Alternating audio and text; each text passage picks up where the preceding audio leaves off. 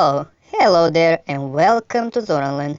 We are a entertaining website with fan club and social network. Please visit us at www.zoran-land.com and join our fan club. This is our Zealand entertainment.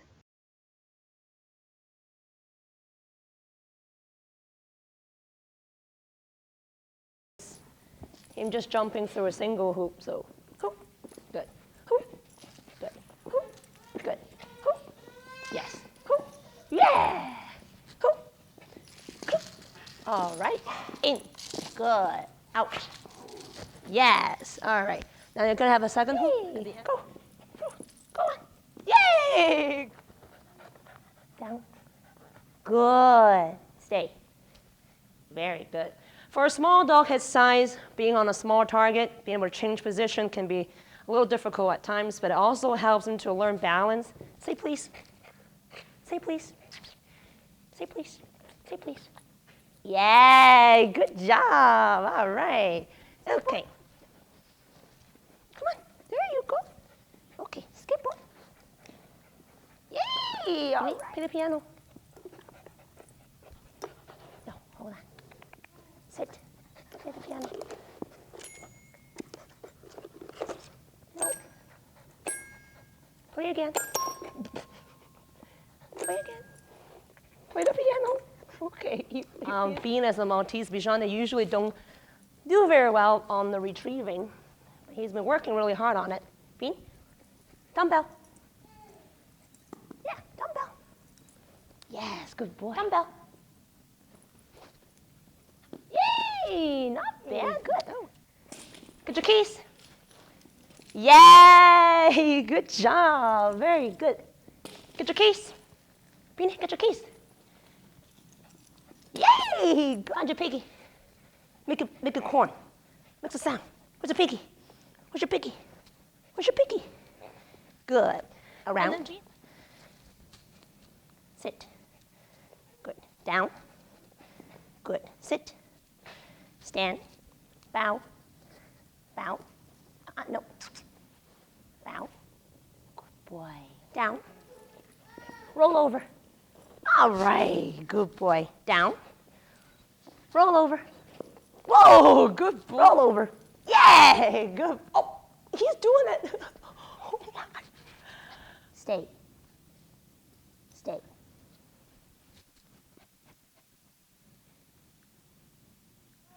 Rescue's here. Sneeze. Sneeze. You got allergies? Oh. No, not speak. I know. Sometimes I got sneeze and speak confused because mommy have a funny accent. Yeah. Speak. Speak. Speak. Quiet. Thank you. Come. Sit. Around. Sit, down, stay.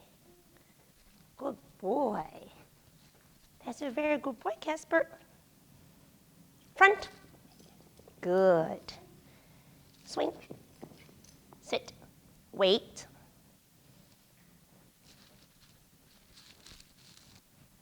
Down. Casper. Down. Okay. Down. Good boy.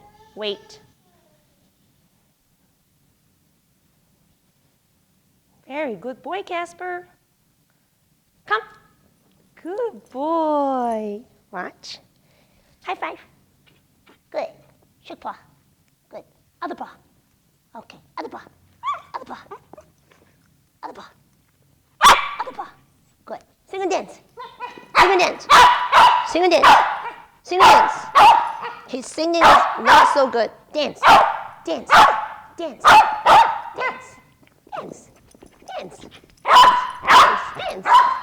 All right, come on, Casper. Good boy. And Casper knows one retrieve. So today we also have one of our students, Coco, who is the Cretande Tule, and she will be demonstrating how to go find her pet. Coco, park it. Park it. Good girl, Coco. Park it. Good girl. All right. Coco, out. All right, Coco, park it. Oh, beautiful. Down. Nice girl. Dance. She's dressed for the occasion. Very cute, Coco. Dance. All right. Speak. Woof. Speak. Coco, can you talk? Talk. Speak. Speak. Woof. Woof. Oh, cute. Park it. Stay. Good girl. All right. Good girl.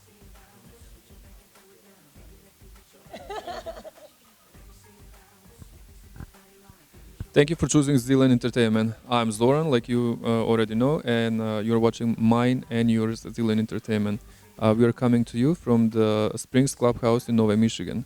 My guest today is Elaine. She's a dog trainer at PetSmart in Detroit.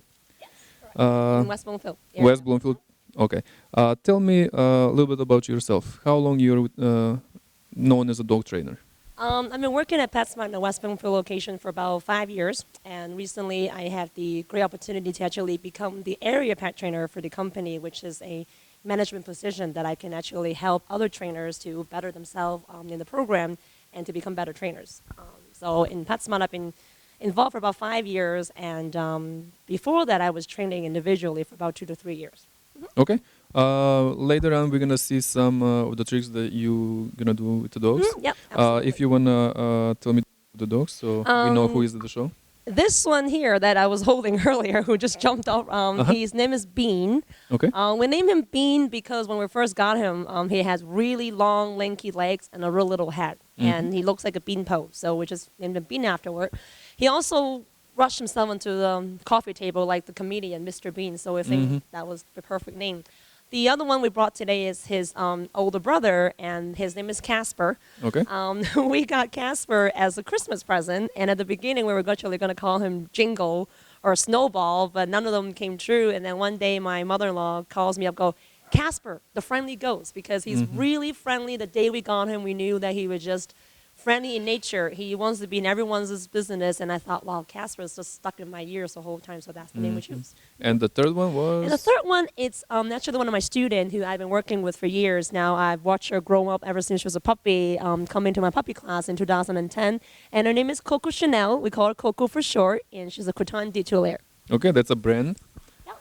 That's a brand. Croton de Tulare actually is a pretty rare breed. It's not technically at this point American Kennel Club registered, but they are actually listed in the miscellaneous group that sooner or later they're probably going to be recognized as purebred. What type of dogs are they? For Bijans, Maltese, for my guys, they're part Bichon Frise and part Maltese.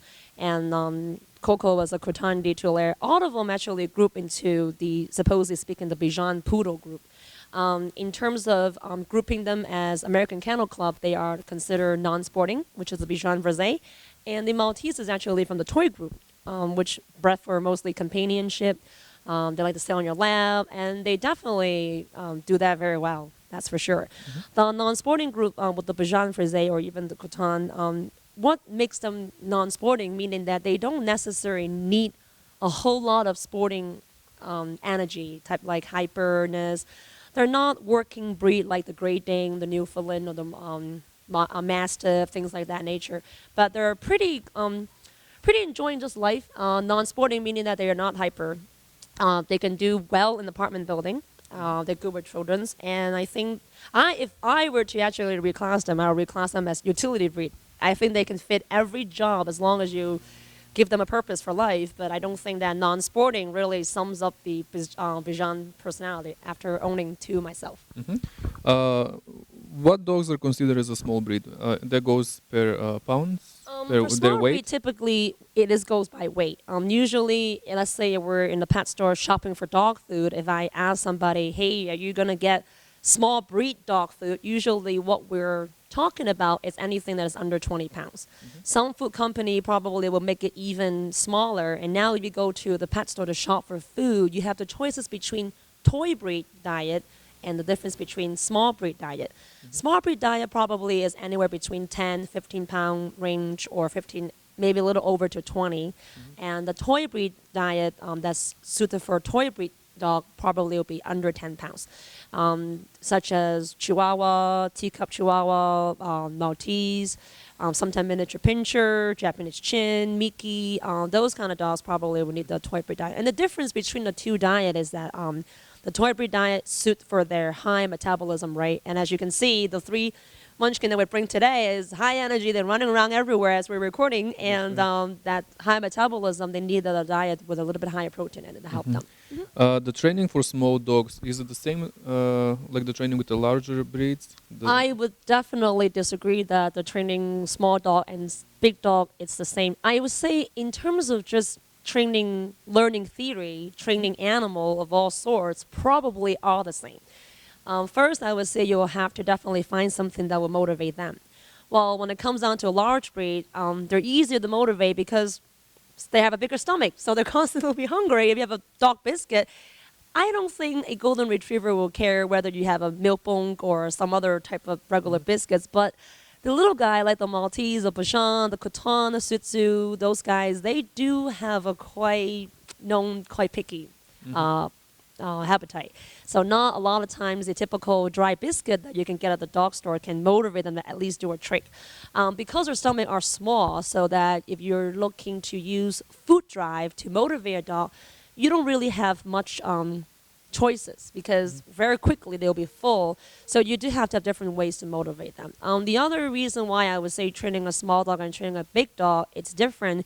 Challenge-wise speaking, let's say for a little dog, sometimes when they're much shorter, if I'm training a client to walk with their dog, I have to come up with different technique or different methods to make sure that the client is doing it enjoyably. One of the techniques I came up with that I started using at PetSmart is a really interesting technique. I actually use a spoon on my left hand with some peanut butter on it, and I would get the dog to come up to me and follow the spoon. A lot of trainers out there using clicker will probably call their target stick technique. All it is for their nose to touch the tip of the spoon where the peanut butter is, and they will follow me, side by side. Well, whereas a big dog, because they're already so much taller with their height, it's kind of like you don't need that. You can just hold the biscuit, walk 3 steps, dog follow you in the heel position, give them a snack. I think small breed and big dog, definitely different. I don't think that the small breed enjoys or accept a lot of so-called more physical or harsh punishment or correction. Sometimes I think the bigger dog, they probably physically can tolerate more of that, but the smaller dog, I mean, any physical punishment can actually harm them, so that definitely there's a difference there. Aggressive dogs and their training methods. What is the specific that you what specific methods are you using for the aggressive dogs? For aggressive dog, I think one of the things is determine what kind of aggression. First, that's what I was asking. What kind of aggression is not okay? I mean, every aggression is not okay, but what dog can we consider has it's very aggressive dog? The only aggression cases that, technically speaking, by a trainer standpoint, that we cannot really, let's say, cure is idiopathic aggression. Idiopathic aggressions, it's almost like the dog, it's aggressing for no reason. There's no actual trigger. They just out of nowhere, they turns around and will bite you, and they don't even know what they're doing. I have actually dealt with a couple of cases where the dog had a brain tumor. So it's almost like one day he's sweet sitting in front of you licking your face, and next day you take a chunk out of your nose and you're like, doesn't even know what's going on. So for those cases, it's definitely much more difficult to deal with. And my position, you can diagnose when somebody bring in a puppy or a dog, actually, mostly an older dog, you know that these aggressions are going on, and those are the cases that often these people probably have to go seek different trainer, different behaviorists, even veterinarians have to get involved, and then to really determine that this dog basically cannot be trained in a sense. And oftentimes euthanized is the last option. And I recently learned something about euthanizing dog when it comes down to working for aggression cases, is that sometimes euthanize is not necessarily a bad thing, because if the dog's quality of life has gone down to, I would say the word hell, it's not right to keep them there just trying to, let's say, oh, he bites children in the street. So we go to the pet store and we just put a muzzle on him, or take him to the veterinarian and pull all the teeth out so that you can live with it. I don't think that's correct. That's correct. And it was really difficult, really hard when I went to Boston, did a training there myself, and the professor actually taught me, sometime when you get an aggression case, the best recommendation is sit the owner down and look them right in the eyes and be honest with them and say, put your dog to sleep. And recently I had to deal with one with a case, and it was really sad. Very sad. But it was a good ending. It was an appropriate ending. What do we need to know about the dog training? When person comes to you and says, "I want you to train my dog," what actually the person needs to know before he comes to bring the dog to you? What they need to know, I usually will say in the first week of my class, finding out 5 things that your dog likes to eat. And this is a really tricky question because sometimes when I say that, the owner is like, "Oh yeah, I know he likes chicken." And I go, "Make sure you don't like chicken. You really better make sure your dog likes chicken." It is not about what the owner thinks the dog like. It is truly about what the dog really, The really, dogs truly likes. like. Okay. So 5 treats, and I grade them by, let's say, $1 million, and then, downgrade a little bit. So you get the super, super treats. For my own dog, it's cheese and chicken and duck. Those are the 3 favorite, and also venison meat. They also like that. So those are the 4 things that I probably would say they really, really like. Actually, the number 5 for Casper is definitely sugar cookie. The real people butter flavored sugar cookie or ice cream. Those are his favorite. I'll sit down for a sugar cookie too. He loves shortbread. That's his favorite. So. Cage issue. Is the cage punishment for the dog? A lot of people use this cage as a punishment. I don't think cage is a punishment for a dog, and I don't think that caging is supposed to be used as a punishment tool. What is the cage for? Cage, in terms of in dog training, let's say for pet dog training, speaking in general, it's used to be for confinement. Confinement training is a term that trainer uses, and confinement training basically means that using dog as denning animals. They like to stay in a den. The cage can use in puppyhood help the dog to learn proper potty training technique. And overall, they actually can also benefit the dog to be more independent, to be more calm, to learn that they can stay in the little den by themselves, to be, chill, calm, not make any noises. It's also a safe place for them to go to. I mean, if they're training, let's say from puppyhood speaking, if you can put the dog on the crate, it's just like us, mom putting baby in the baby crib or have some kind of, person holding them. And I think for me, I use it as a safe zone for my dog. One of the things that I often get complimented by my client or my student is actually not the tricks and all the crazy things that my dog can do and all the obedience things. It's actually the crate training skills. When he works at PetSmart, he goes in the crate. At the beginning, when we first started our job there, he make a lot of noise. And everybody used to tease me like, "Shut that dog up, he's making a lot of noise." And finally I go, well, he's just not used to the crate, the work. And now he's doing great. He's wonderful. When Casper goes to work, half the time we forgot about him in the crate. There are a couple times I got really busy, and I'm like, oh my God, I put the dog in the crate. I didn't even know because he's learned to be so quiet. Except one time I was in class, and I actually go, well, Casper was making a lot of noise in the crate, and I was teaching, and I said to him, quiet, because I was teaching. And then later on, I found out he never barked when in the crate because it was so good with the crate training.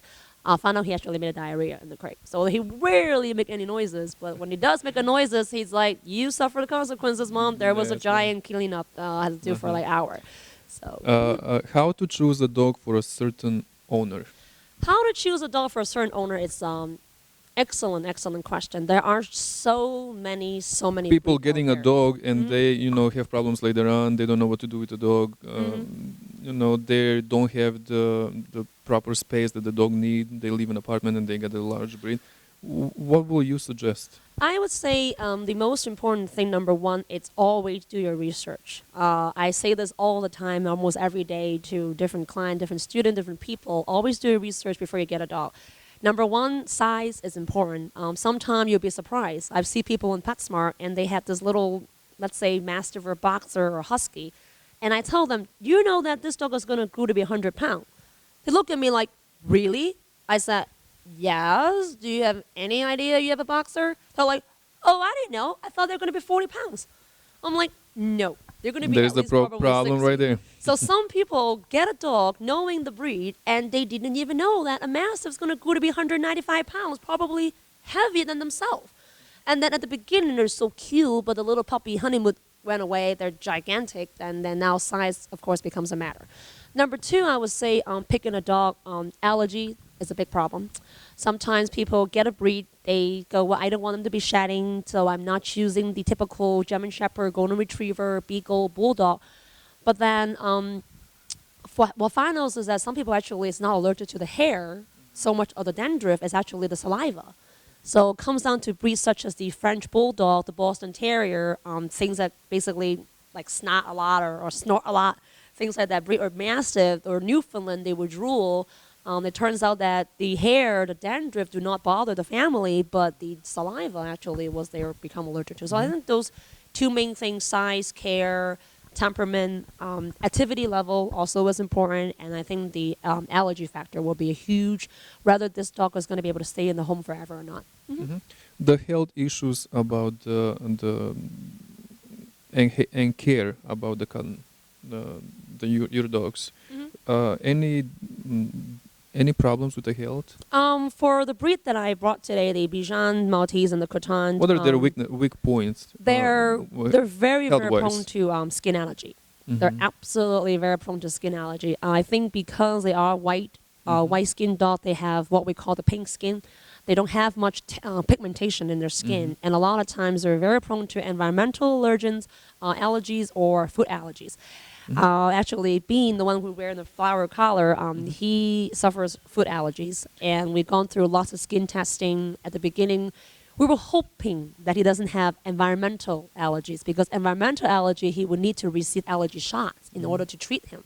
That was the next question. Care about the... he found out that he wasn't. The care for Bichons and Maltese, number one, grooming. It's a huge thing. If you don't care for the grooming, their skin can get all matted, and it will not be healthy. One of the other health problems they can be more prone to, and is due to care as well, as dental.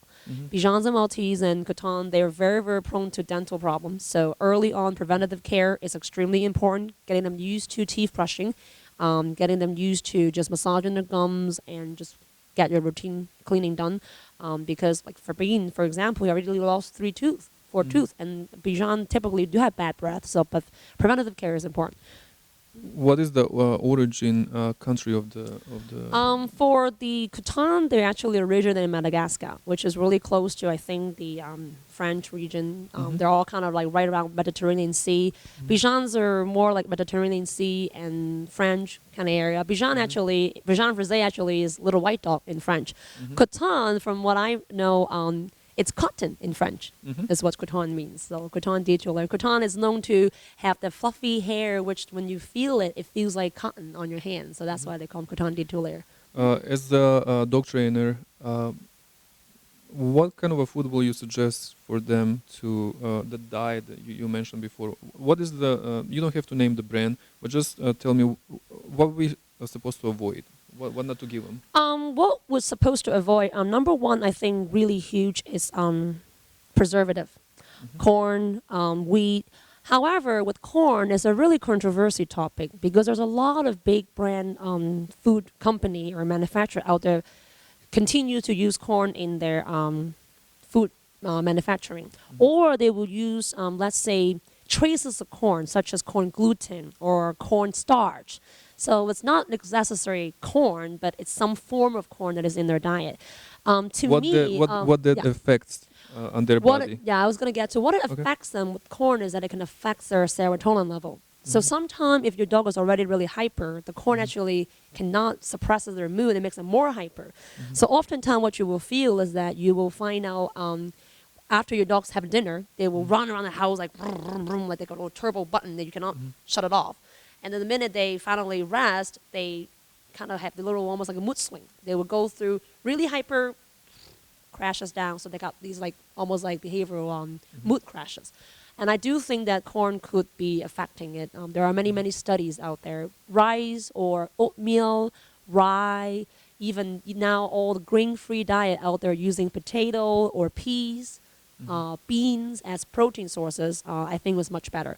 If you really looked up more researchers out there, they're really adding all the peas. Recently, all the big food company is beginning to add peas, green beans, garbanzo bean, any kind of legume, even lentil into their diet because they found out that bean actually is really, really good protein substitute. The dog can have the protein, and it's great for a dog who has allergies.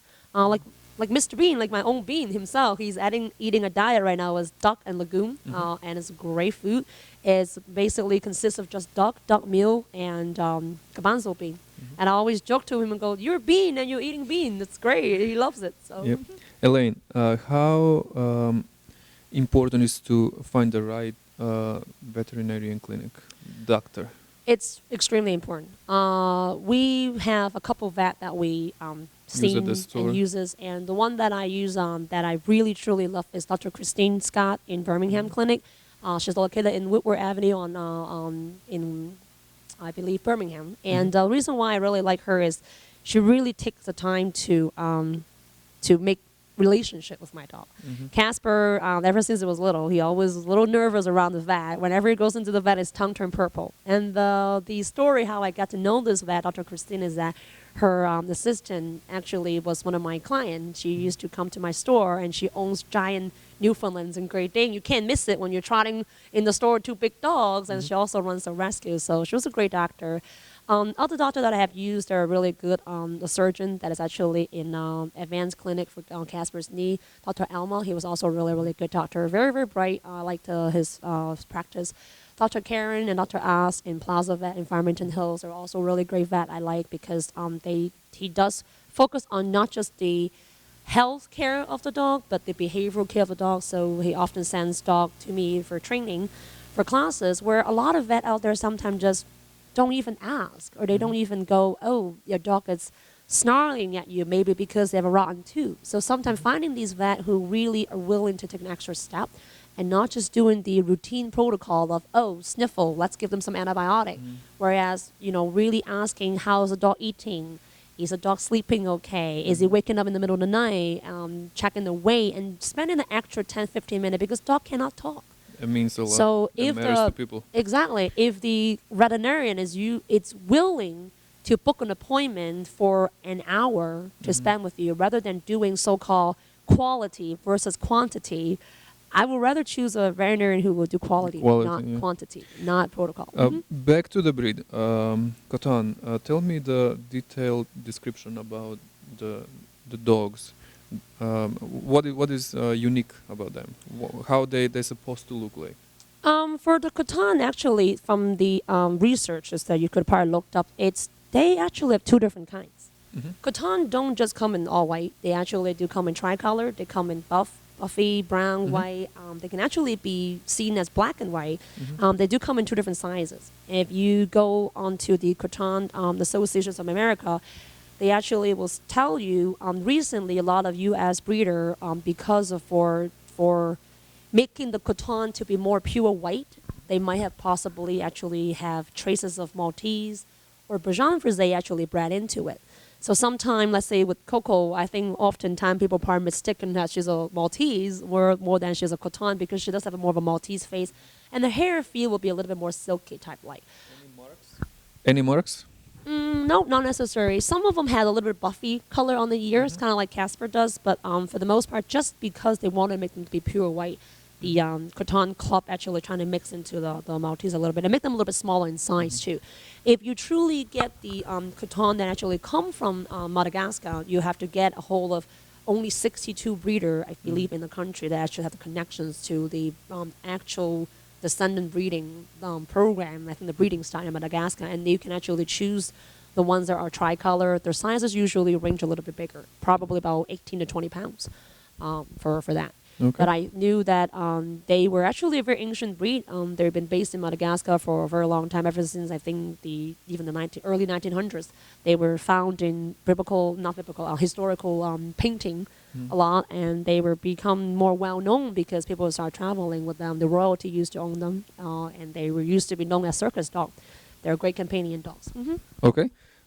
Commercial for now, and we're gonna go back with questions for Elaine about that.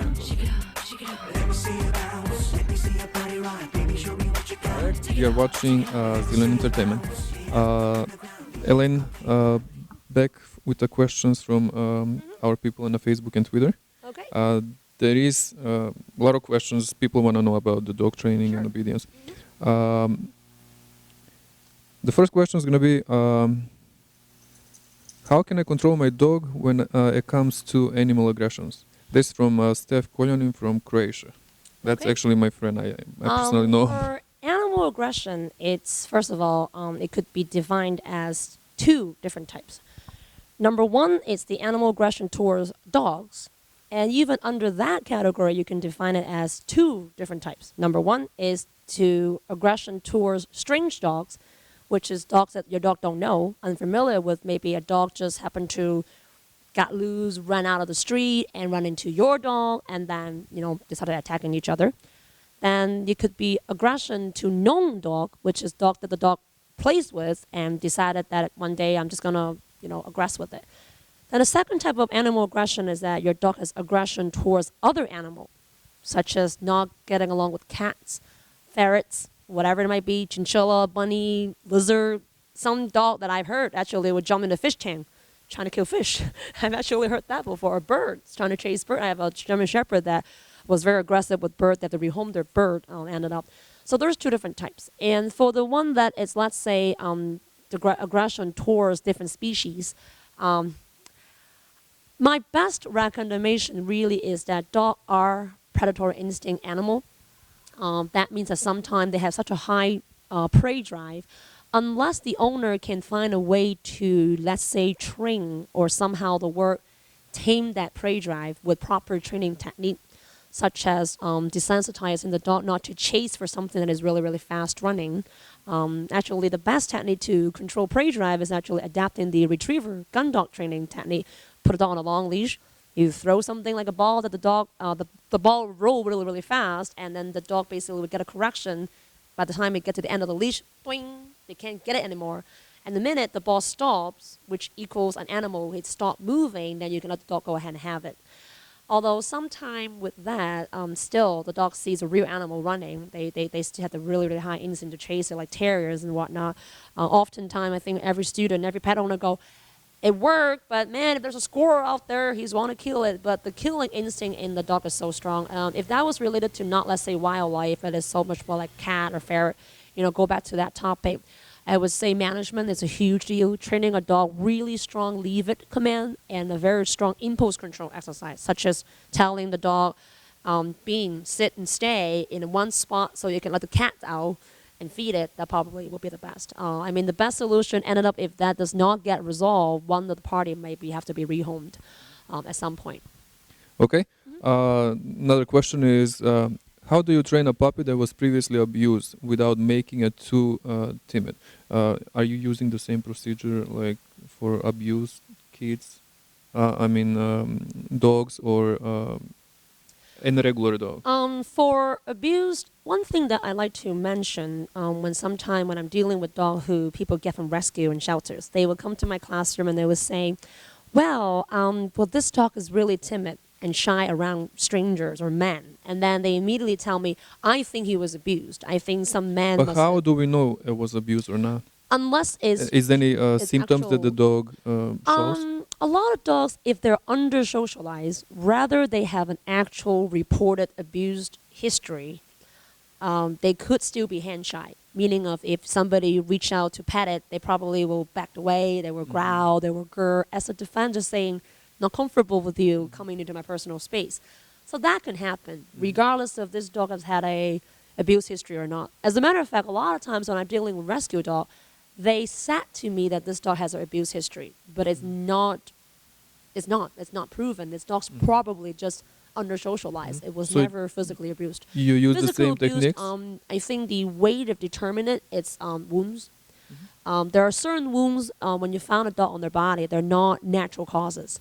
Let's say somebody put cigarette bugs on their dog's forehead, burned the mark, or their ears were chopped. Some dogs, they had collar tied to their neck or something. You know those were neglect and physical torture. I have seen people, sometimes burn their dog. Ears are all chopped up and things like that. Somebody, holes or maybe like a fire or something near the dog, and you will know. You will notice that. You notice those signs. Some dogs probably are more sometimes shy if people's hands coming at them, and sometimes maybe they're kicked with their leg. I think that sometimes could indicate a little bit of the histories of what they've gone through. But when they're going through rescues and all that, or abuse history, there's just so much going on. The dog is processing so much. Not necessarily saying that the abuse is legit. Sometimes I think the history, getting the history, from the rescue group, if there is proven history, then what I will start to work with in terms of technique, following the question, is using the best technique we call classical conditioning. Classical conditioning is just association learning, basically finding something that the dog truly, truly wants that almost they cannot live without, which would be food, i.e., or water, or even resting place or affection. Because if a dog is abused by human, they lost trust with human, and oftentimes they don't understand kisses. They don't understand petting. The only thing they understand is what makes them survive. Probably would be just food. But it would take a lot of time. I have done a couple of cases that were pretty extreme. The dogs were very shy. They've gone through a lot. A couple actually were hurricane rescue. They just don't trust human anymore because they were abandoned by their family during a hurricane. Next thing is like they end up in the shelter shaking, don't know tomorrow's life. And lots of patience is number one. Do not rush, and also avoid using aversive technique. Knowing the dog has been through so much trauma emotionally, if you use any kind of correction technique because the dog growled at you, or let's say the dog doesn't respond to sit or doesn't come to you because he's shy, you use something corrective, pain or dragging the dog out of the coffee table, you're breaking the relationship, almost like you're burning the bridge before you can even cross it. So patience, time, love, food, all those are definitely necessary tool. Okay. Miss Sheila from Michigan. When should you begin obedience training with a dog? What As soon as probably you she can. thinks age-wise. As soon as you can, I would actually say for most people, when they get a puppy in a rescue or pet store or breeder, typically the puppy would be around 8 weeks. This is usually where behaviorally development speaking, the puppy is ready to go out to bond with human beings. So getting a puppy at 8 to 9 weeks old, it's a proper time because they're ready to bond with other species other than themselves, which is dogs. Although make the training easier, selecting a breeder who is doing what we call pre-training is important, because that right there could save you a lot of work. For example, if I have a good breeder who is doing neural sensitization when the puppy are 3 days old, when they're only neonate, you can actually hold them and you can play soundtrack. Every day the puppy grown up listening to thunderstorms, so he's much easier to not having thunderphobia or whatever it might be, and going through different surface of ground, different agility, equipment. I mean, that training right there should start as early as you can. Paul Owen naturally is a really well-known trainer. They started a program for rescue dog, and these rescue dogs are actually the mother. The mother was pregnant, and she was on her way to rescue. So she actually gave birth at the animal shelter. So these trainers know what to do because they know that these puppies are probably genetically born maybe more on the unstable or you so-called fearful because they might not have the best genes. But because now they have a brand new newborn puppy from day one, they can do a lot of training before these puppy eyes were even open. They will use warmth to train them. They would use sensory, touching their paws. They would use sound. So, I mean, if a person can get a dog at 8 weeks, train them right then, right there. Selecting where the puppy come from can make training easier. Although I'm not necessarily saying if you cannot get a puppy at 8 weeks, don't train them. If you can rescue an adult dog, my best recommendation is that every good kid goes to school. Don't wait till the puppy actually begins to experience any problem behavior. Commit the time. The minute you get them, train them. My saying always is a trained dog is a happier, healthier dog. So sooner you train them, the better you can enjoy them, the faster you can enjoy them being a safe companion. So, See? Danny D from Michigan. Will a German Shepherd dog naturally guard my house? Nope, they won't. German Shepherds are naturally probably more skittish around people in nature. German Shepherds are herding breed and or working breed too. They are very sensitive, so they're pretty good at reading people, up and down, just knowing what the person's intentions might be. but they don't just naturally will guard if you're talking about guarding training, like what a police dog would do, meaning of they don't just attack out of nowhere.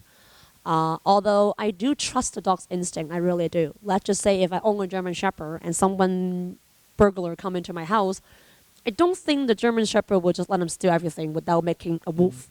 They probably will woof to alert you, say someone's trying to steal your flat screen TV. Are you going to do something about it? Because if not, maybe I'll bite his leg or something. But a German Shepherd do have to go through proper guard dog training in order to excel in guarding a home, Okay. being a security tool. Yep. We're gonna be back after the commercial.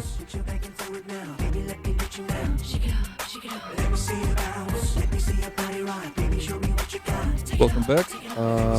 One more question, last question for today's show. Elaine, nurturing. What is important about nurturing? Neutering pets are a very, very huge controversial topic among trainers, owners, and veterinarians. Often, I've almost been asked every day, what is the proper age to neuter a pet, or should we neuter a pet? As a trainer who deals with a lot of shelters and also knowing the unwanted population out there is such a large thing, I often say there's no need to breed our dogs, then spay and neuter should be done. As early as maybe the first signs of the dog going into so-called puberty, which is adolescent, which is anywhere between age 6 months to 8 months sometimes. Some breeder may suggest to wait a little longer because they have done their own breed research, such as some breed that I know, like Golden Retriever, they found out that if you hold on to longer, it might be healthier for their bones. It could probably prevent certain cancer. But a lot of these studies are out there. There's a lot of research. Veterinary will tell you, or some breeder that I know actually suggest don't neuter or spay until 3 years old. Whereas in behavior-wise speaking, as a trainer, often I would ask, well, my dog started humping already. Like, I can see him humping the pillow. Like, should I go ahead and neuter him? I go, well, true. Sometimes when a dog has experienced these behavior, if you neuter them, these behavior will subside or at least decrease within months. Sometimes the dog will challenge the more so-called dominant position, and sometimes neutering can help with some of these issues. With females, spaying, when their female are in heat, it can be difficult because they temperament will change. Actually, they can become a little bit more needy. They act a little different, and sometimes their whole personality shift because they're in heat. And for that reason, sometimes they would like to roam around a whole lot more often. They will actually try to run away, trying to get to mate another dog. So when it comes down to that, spaying the female sooner, it's recommended. I think most of the veterinarians out there are saying at least wait till her first heat cycle, she actually come in period, and then go ahead and spay the female. But there are a lot of rescue out there who do it as soon as they get their dogs. One thing that I do know for sure about neutering is that if a dog ever suffers aggression, neutering does not fix the aggression. It does not get rid of the aggression. What it does is that it prevents the aggression from going any worse than it could be. That is the only thing. And if a dog is already 4, 5, 6, 7 years old, has not been neutered, basically I would say don't. Because Don't even do it. sometimes it's more harder for older pet to go under for anesthetic speaking. And, you know, if there's no behavioral affecting them, it might not be necessary. Although you do have to keep in mind you have an intact dog.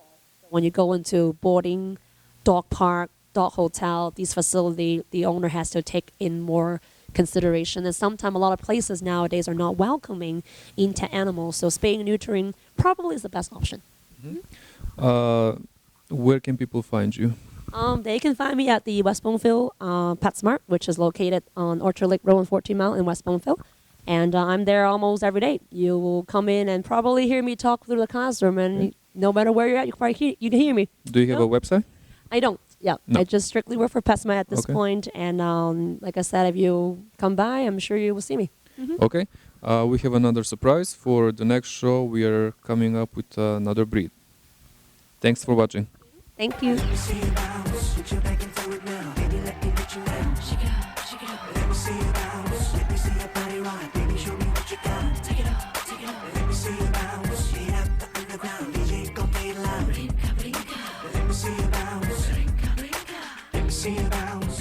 Hey, it's me again. Thanks for watching our show. I hope you enjoyed it. If you have any suggestions for the next show, please email me at zoran@zoran-land.com. See you next time.